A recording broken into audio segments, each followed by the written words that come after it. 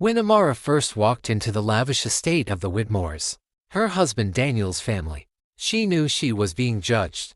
Their stares weren't subtle. Whispers echoed across the marble halls. Clinking champagne glasses couldn't mask the scoffs.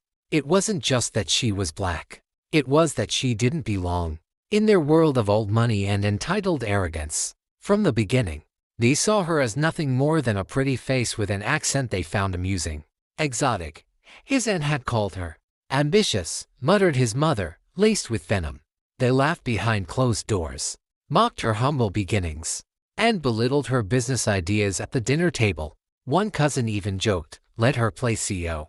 It'll keep her busy while the real players handle things." What they didn't know was that Amara had built something real, the fast-growing fintech startup in Africa, expanding into the U.S. market, while the Whitmores set on crumbling empires built on outdated industries and bloated egos.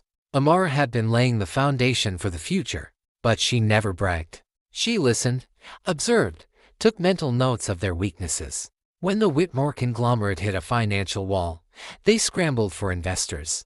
Legacy assets were bleeding money, and board members were fleeing. That's when Amara made one phone call. The following week, an African sovereign wealth fund announced a surprise $1 billion investment, but not in the Whitmores. It went straight into a disruptive green tech merger led by Amara's startup, snatching a deal the Whitmores had been chasing for months. The shock was seismic. Headlines splashed across business magazines.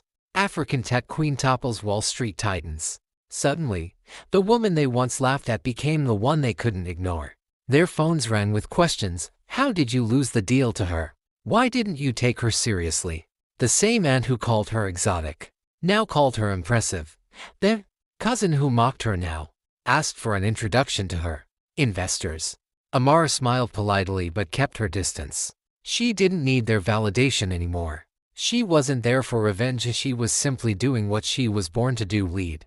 That night, as she stood beside Daniel at another Whitmore gathering, heads turned not out of mockery, but out of awe. The empire that once looked down on her now stood beneath her feet, and all it took was one woman they underestimated.